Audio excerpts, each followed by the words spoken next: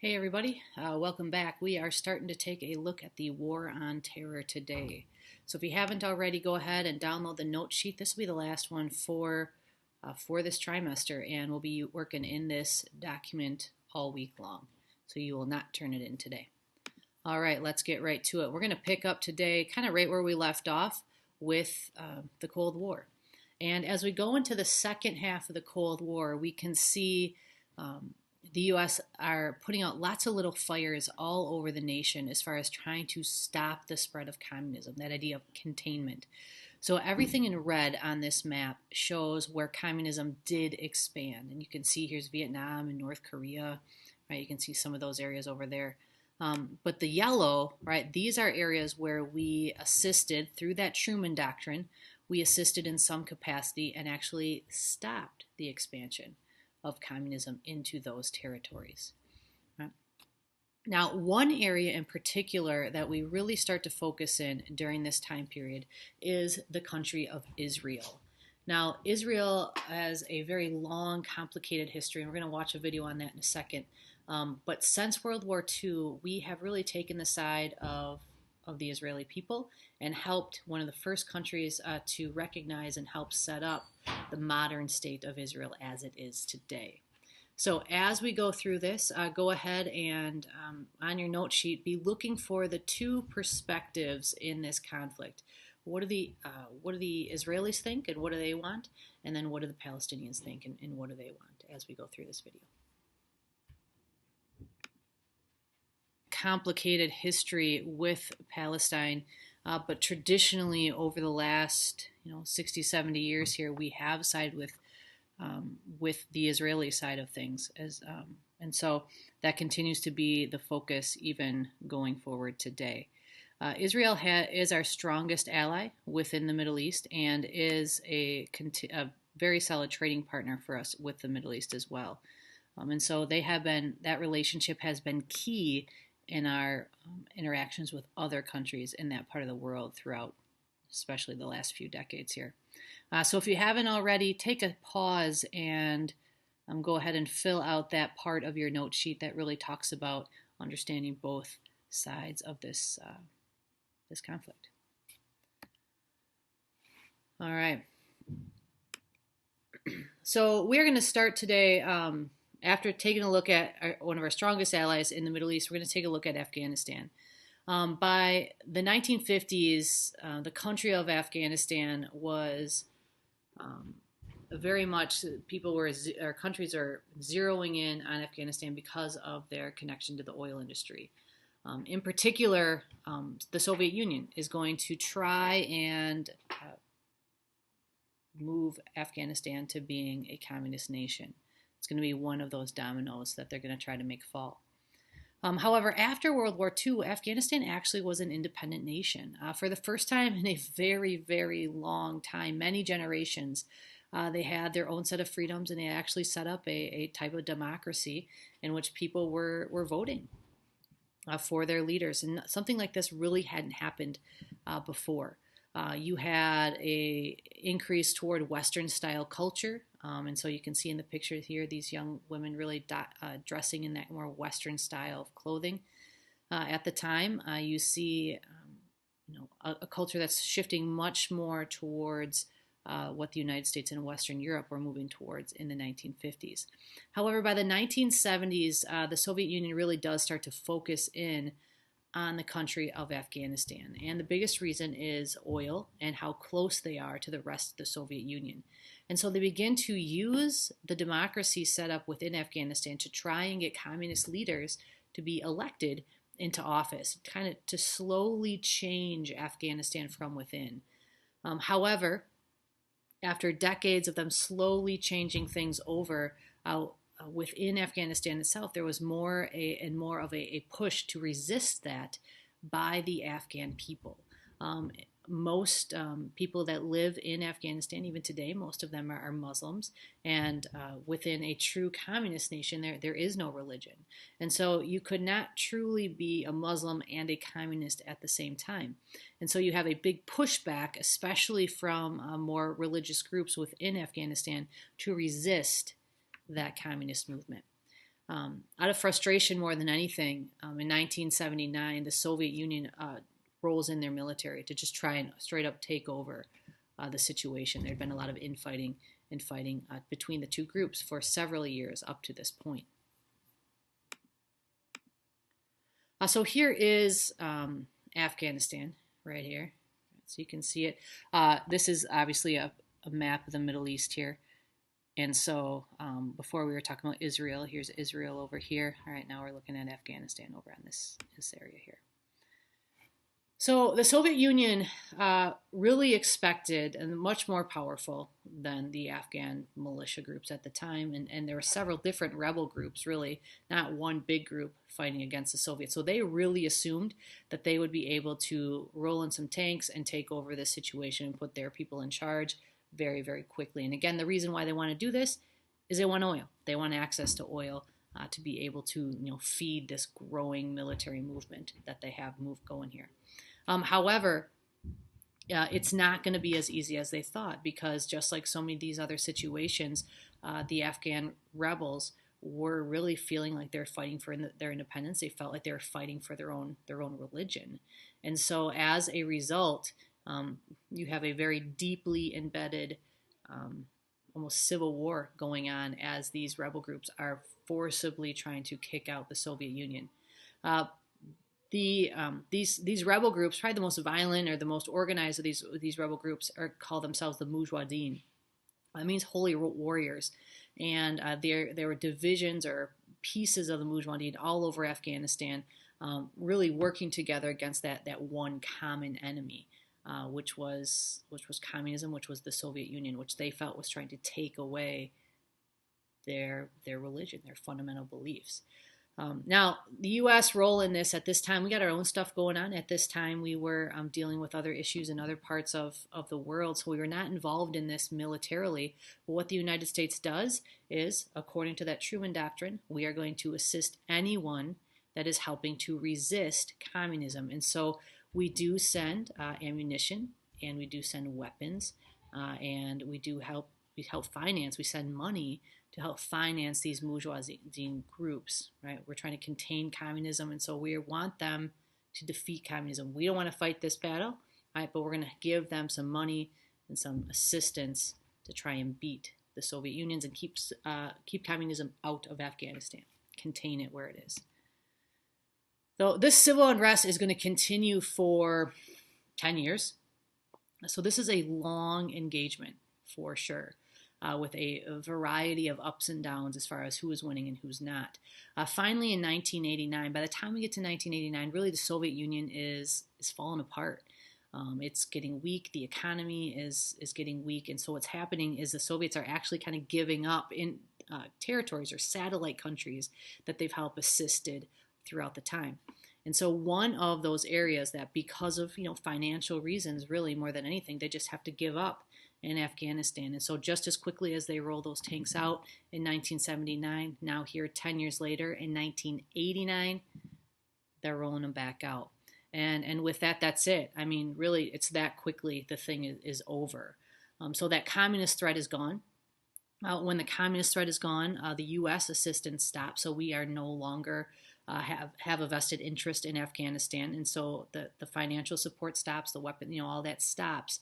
And instead, what we end up happening is we have a huge power void within Afghanistan, because by this point, there really is no leadership. There's no legit government kind of overseeing all of this. There's a bunch of rebel groups in Afghanistan fighting the Soviets. There was no true legit Afghan government at the time. And so when the Soviets leave and the U.S. pulls out their support, what ends up happening is all these rebel groups that used to be united under the Mujahideen, right? Now they realize that the thing that they had in common was that they all hated communism. But now that that common enemy is gone, they don't have anything in common, and they realize nobody's in charge. And so they all want that power, right? We call that a power void. And so they turn from fighting together to now they turn on each other and they start fighting each other. And so we're going to tumble again, right? After 10 years of fighting the Soviets, now we're going to tumble into almost 10 years of just outright civil war, where you have these different groups fighting for power and control of the Afghan government, right? no one else, not really, no outside influence is really interested in this at this time because, again, right, we're still focusing on ending communism and that transition of the Soviet Union, going back to being Russia. But nobody's really paying attention outside of Afghanistan. All right, so this continues till 1989, 1998. In 1998, it gets to a point where one of those rebel groups has kind of risen to the top, and they are called the Taliban. The Taliban are quickly going to establish a Islamic-style government, a very strict interpretation of their religious laws through the Quran, and it's going to greatly limit the rights, the civil rights, and the human rights of the Afghan people. So the Taliban itself were popular at first. They were popular because they were bringing order to a country that had been really fighting for 20 plus years at this point. And they had made all these promises. They had made all these promises that they're going to get out of corruption and they're going to rebuild the economy and they're going to, just make Afghanistan the beautiful country that it once was. And so people bought into this and they supported the Taliban because they believed and hoped that this was going to happen. But what people really realized quickly is the way that they were going to try to bring order and root out corruption was through really harsh laws and very, very harsh punishments if you did not follow those laws. And so quickly that harsh rule falls upon society, especially on women, as their human rights are ripped away from them through this process. And even with all of this harsh rule, people failed to see these economic improvements in their life. It just didn't happen. And so the promise of what could have been really just falls apart. And instead, what it replaces it with is this extreme interpretation of Muslim law that's going to get into every part of Afghan society. So not just the religion and not just the government and the military, but also just certain societal norms, like how people interact and what men and women, how men and women react and what the role is of people in a family and who can be educated. And, it's every piece of people's lives. These rules are dictating every single piece of this lives. The other thing that they start doing is they start really opening up their borders for other groups that believe the same thing as them to just come and be safe and to grow their group. So probably the group most tied to this would be the group Al-Qaeda. Right? Al-Qaeda is an international terror group that we'll get to in a second here. All right, while all of this is happening in Afghanistan, what is the U.S. doing? Well, here we are. We're ending the Cold War. President Ronald Reagan is really challenging the Soviet Union to end their communist-style economy and to move towards a more capitalist-style economy with a democracy. And so here you have President Ronald Reagan giving a very famous speech, really daring Mikhail Gorbachev, the leader of the Soviet Union at the time, to tear down the Berlin Wall, right? To challenge him and say, hey, like, if communism really is best for people, we'll tear down this wall and we'll see what people want to do. So with that, within a couple of years, by 1991, the Soviet Union has fallen apart and communism has failed in this part of the world. And so that group that we had been fighting since the end of World War II in this Cold War is gone. They no longer exist. And so for America, we had won the Cold War, which was amazing.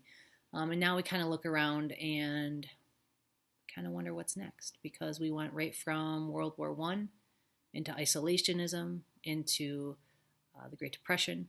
We went right from the Great Depression into World War II.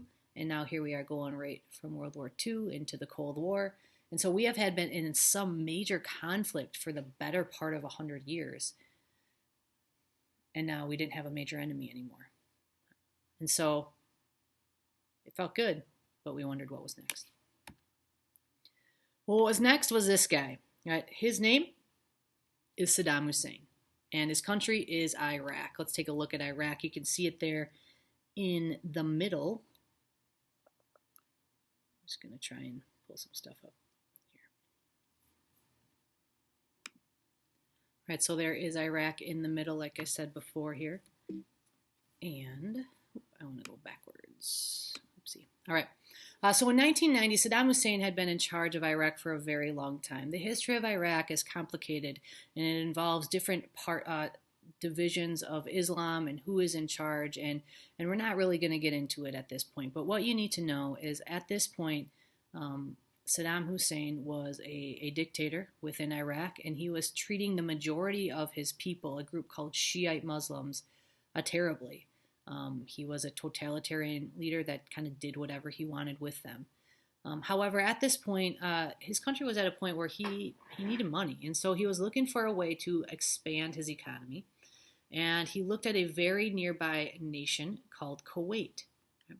Now here is Kuwait right here, this tiny little nation. Now, if you notice anything about Iraq, they have a lot of oil in Iraq. They do have the Tigris and Euphrates rivers going through Iraq, but what they don't have really is direct access to a major waterway, right? Specifically the Persian Gulf in this case. And so what Saddam Hussein wanted to do, right, is claim this area right here. Kuwait it's a nation, an independent nation. He wanted to claim it for himself, for the Iraqi people. Mostly what he wanted was their oil fields and their access to the Persian Gulf, because then here he can ship his oil out straight out into the Indian Ocean. So that's what he's looking for. So, of course, we don't want this. This is the way all of these major wars had started, right? Is another country just taking a piece of something they want to be theirs. And so we are very, very concerned that this expansion would lead to a greater expansion. One thing in particular we were concerned about is that he would then go from not just Kuwait, but then also move south into Saudi Arabia. Now, this was a big deal for the United States because the United States got a significant amount of their oil from Saudi Arabia in the early 1990s. And so in order to stop that expansion of his power into that region, we offer to help the Saudi people. And while we're offering to help the Saudi people at the same time, so was another guy, a guy by the name of Osama bin Laden. Osama bin Laden was a very wealthy Saudi man. He came from a very wealthy family. However, he had very terrible beliefs. He very much was against democracy. He was against Western ideas and beliefs, and therefore he was very frustrated when the U.S. started to get involved in the affairs of his country. So when the Saudi government chose to pick the U.S. assistance over bin Laden's assistance, bin Laden was outraged. He actually left the nation. He moved out of Saudi Arabia. He was so upset by this. He felt betrayed by his country that they would pick a Western country like the U.S., a democracy like the U.S., versus him, a local Saudi man. So he moved. He moved to the country of Sudan afterwards, and he never returned back to Saudi Arabia after that. With that being said, though, right, here's where he moved. He moved down here to Sudan right here. All right, with that being said, we are going to enter what is called the Persian Gulf War. Sometimes you also hear it called a Desert Storm. Right? And so this is a short war that happens in the early 1990s, and Congress is going to allow the United States, along with 30 other nations, right? We have the most troops, we have the most leadership, but we're working with a coalition of countries here to stop this expansion of power in the Middle East. And we don't want oil to drive this power. And so we go after them. And it's going to start with the United Nations working together in bombing Iraq from exterior for about a month straight. Right? Massive bombing campaigns. Right? We're going to use the latest technology and the latest weapons that we have to try and just show Saddam Hussein, show the Iraqi government that we mean business here. We're not going to let this happen. As Saddam continues into Kuwait, however, and as he feels this threat, he kind of transitions his philosophy here, and he actually starts lighting these oil fields on fire. You can see this massive, terrible black smoke that comes as a result of this. And really, it's just destroying that oil source, making it a huge oil shortage more than anything. He then also dumps uh, gallons and gallons and gallons of oil, just dumping it into the Persian Gulf. It's actually one of the biggest natural disasters, water disasters we've ever had in the history of the world, and the massive cleanup that lasted for years and years and years in that region, that destroyed wildlife in that region as a result of these dumps of oil. So the majority of the war, at least at first, really happened with artillery from the outside. The combat is going to start then afterwards, and it's going to be pretty short. They call it a 100-hour war. Like within 100 hours, which is what, 4 or 5 days, right? Within 4 or 5 days, our combat troops were able to go in and take back Kuwait, to push Saddam Hussein out of the country of Kuwait. Now, keep in mind, the goal of this war was not to take over Iraq, not to remove him from power. Right? It was to keep him from taking the country of Kuwait and take away the threat from going into Saudi Arabia. When we did that, essentially the war was over. And so they did leave Saddam Hussein in power. That wasn't the goal. That wasn't the intention, to remove him from power. And then we go so far as we tell the Iraqi people, hey, if he's that terrible, you should overthrow them. But we don't help. We don't offer assistance. We don't offer our military to help them do this. And so, of course, they don't. Now, unfortunately, we can't, at the time, leadership couldn't tell what's going to happen. But Saddam Hussein's going to remain in power for another 15 years or so. And in that time, he's going to kill thousands and thousands of his own people between 1991, when this war ends, and 2003, when he's captured. So we are now entering really another phase of our military life here, right? We no longer have that big enemy we're focusing on, but instead the United States is finding themselves in a role where they're trying to manage dictators and groups from around the world that we believe are wrongly taking over different parts of the world. And that's exactly what we saw with the Persian Gulf War and with Iraq. As a result of that type of action, though, we have a growing number of people around the world that don't like America. They don't believe that the U.S. should be messing with military issues that aren't directly tied to them. And so we see a growing resistance around the world, groups outside of countries, but just terror groups is what we would call them, right? That want to try to hurt Americans. Whether it's directly hurt the American people, or destroy our economy, or threaten our military, or disrupt our government. Like, there's a lot of things and reasons how this can be disruptive. But we see our first big attack in this way in 1993. In 1993, in New York City, the World Trade Center was attacked. Now, of course, we all know about the 9/11 attack, right? But this happens before that, in 1993, about 8 years before the 9/11 attack. In this, it was Al-Qaeda, the same group that is responsible for the 9/11 attack, and this was funded by Osama bin Laden. Now, I mentioned bin Laden before, right? While we were fighting in the Persian Gulf War, right, he was growing an international terror group called Al-Qaeda, and their primary goal was to disrupt and destroy America. And so this was one of their first big attempts to do this. And this attack was funded by Osama bin Laden and this group. So the bombing itself, I mean, essentially what happened is they filled, one of those big moving van type things with explosives, and they drove it underneath the building into the parking garage, and they detonated the bomb. Their goal was, by shaking the foundation, they had hoped that the whole thing would fall down. That's not really what happened, but it did cause a lot of destruction. You have over 1,000 people injured, and 6 people were killed in this event. So this was their first type of attack like this to ever happen in the United States, right? The U.S., we were living in this kind of euphoria of had a pretty good economy at the time, or coming out of or into a good economy at the time, and Most Americans just could not imagine who would want to hurt us. Like, we just could not fathom that someone would hate us enough to do something like this. And if they did, we couldn't imagine why.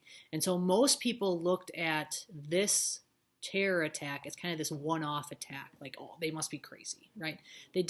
We could not wrap our heads around the fact that this could be the start of something bigger. This could be the start of a movement that maybe we need to deal with. We just were not able to fathom that at the time. Now, the government was starting to investigate Osama bin Laden, but for most Americans, nobody knew at all who this guy was. So there is some of the destruction in that parking garage underneath. Right? And so it kind of comes and it's terrible, and then we kind of forget about it, kind of go back to whatever we have been doing before. We really write this off as this one-off kind of crazy event by this one crazy group. Right? Another event that happens at this time is not related to Al-Qaeda, but another example of this growing discontent toward American policy. And this has to do with something called the Oklahoma City bombing. So we're going to actually watch this video on this one. On April 19th, 1995, Timothy McVeigh, an American Gulf War veteran, shocked America when he committed what was at that time the most devastating terrorist attack on American soil. This is the story of the Oklahoma City bombing. On April 19th, 1995, a rental truck filled with homemade explosives detonated outside the Alfred P. Murrah Federal Building in Oklahoma City. The blast caused catastrophic damage, leaving 168 people dead and hundreds more injured. The question on nearly everyone's mind was, why? What motive could someone have to blow up a building, and one that included a daycare center? Two men, Timothy McVeigh and Terry Nichols, were ultimately held responsible for the bombing at Oklahoma City.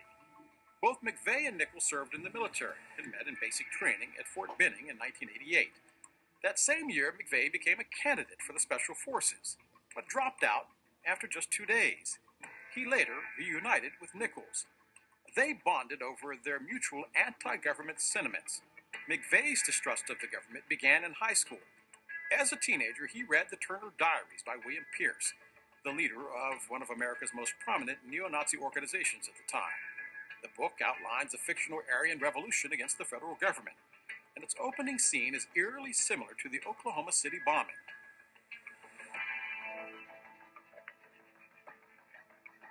A truck exploding outside a government building.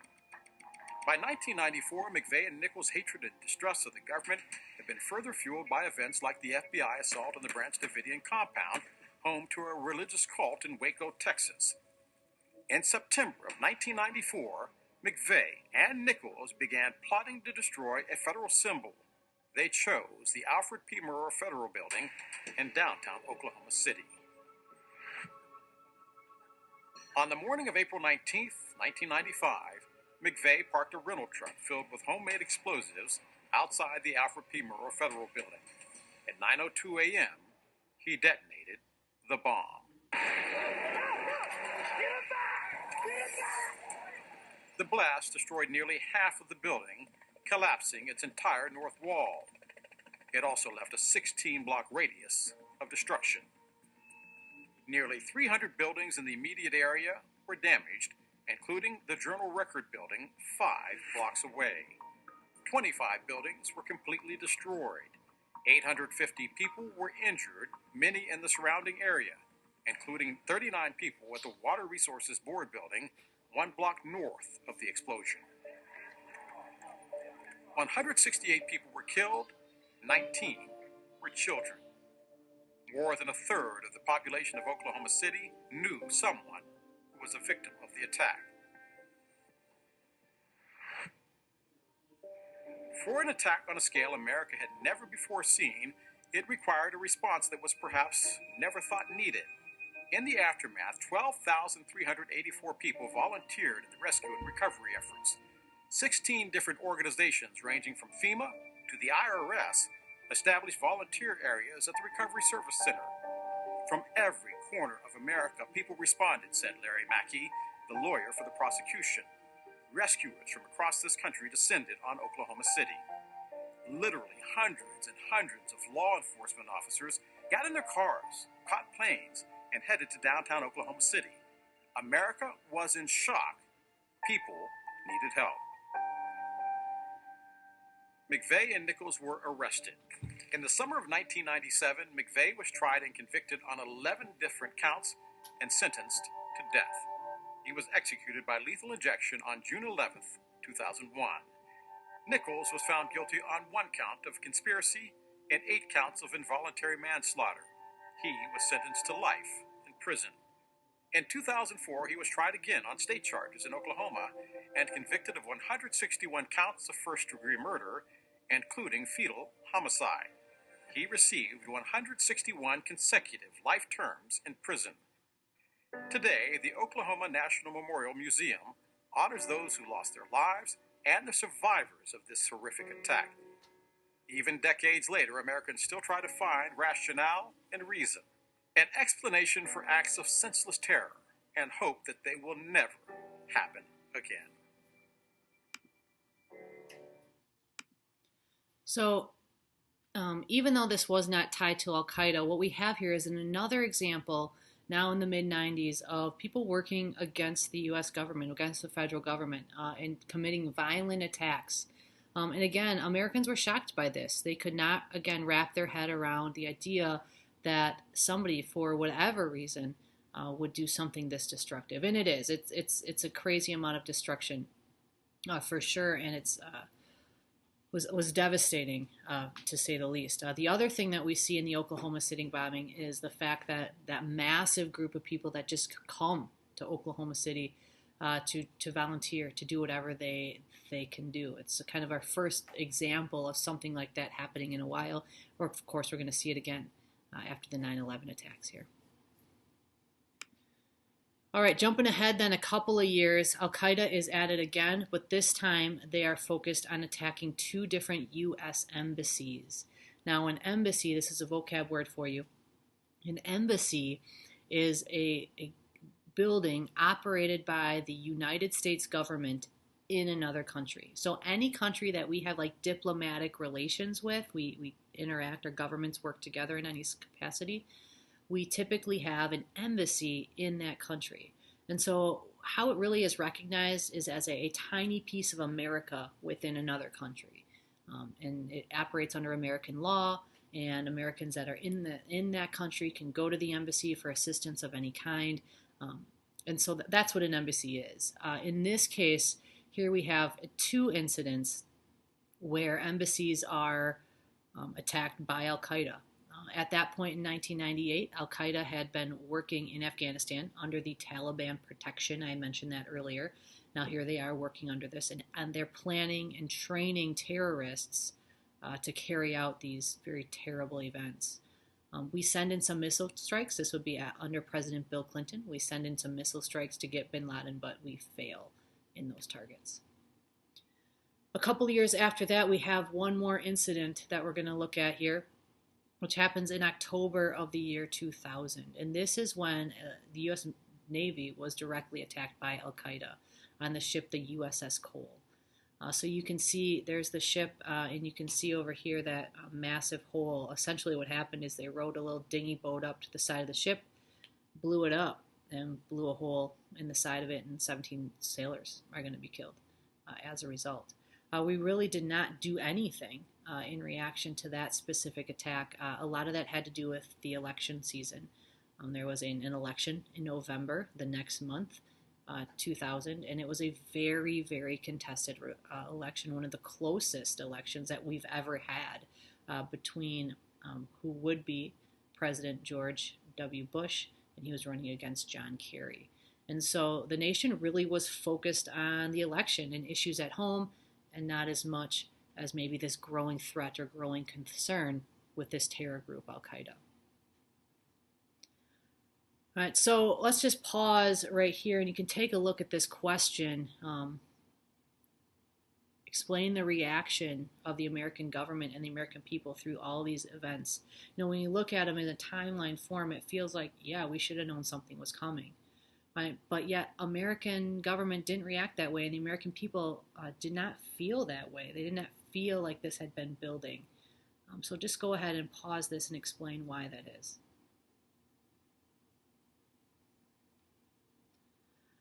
So all of this is going to lead to the 9/11 attacks. And you guys know a lot about this. I'm not going to spend a lot of time going into the details here, but just to briefly brush through and remind you, for the last 8-9 years, Al Qaeda had been watching closely with the United States. They had been almost consistently every couple of years doing some sort of harm to the American economy or American government or American people in some way, shape, or form. And so looking back at 9/11, it kind of did feel like the next big step. But again, at the time, people were not expecting it. And they're going to attack us in a way that we never anticipated through our own airline system. So 19 hijackers are going to take over those planes, and they're going to leave at 4 different times from 3 different locations. 2 of those planes are going to leave New York. They're going to circle back around and hit those Twin Towers. Right, you have another plane leaving out of New Jersey. That one's going to swing around and crash in Pennsylvania. We believe that one was heading for Washington, D.C., either the Capitol or the White House. And then you have a plane actually leaving Washington, D.C., circling back and crashing into the Pentagon, the home of our military. So each one of those, a coordinated attack. At first, people really didn't know what was happening. People felt maybe it was an accident. People, felt like their eyes were deceiving them and really didn't realize how big this plane actually was attacking it. You can see here's an image of that another plane coming in. That would be the second plane coming in. You have then that third plane crashing into the Pentagon, and you can see that Flight 77 crashing there. Right? And at that point, then, you have U.S. airspace is shut down. The President, George W. Bush, shuts everything down. The only planes in the air at that point would be U.S. military planes. With that, another layer of this catastrophe as that South Tower collapses. It was the second tower that got hit, but it is the first tower to collapse. And then shortly, just within 5 minutes of that, we hear news of Flight 93 crashing as well, that one in Pennsylvania. And the other tower collapses. And so within a span of roughly 2 hours, we have America is jolted awake. We've had this buildup of these incidents that we're able to write off as these one-off kind of crazy events, but now it all comes into laser focus for the American people and for the government as we realize that we have been legit attacked by a group, a coordinated attack that we are totally caught off guard. In this instant is going to change America forever. We're a completely different country than we were before this. All right, so we're going to pause that we're going to stop right there today. We're going to pick this up tomorrow, and we're going to tomorrow look at some documents of how we react to these events. So stay tuned for that. See you guys.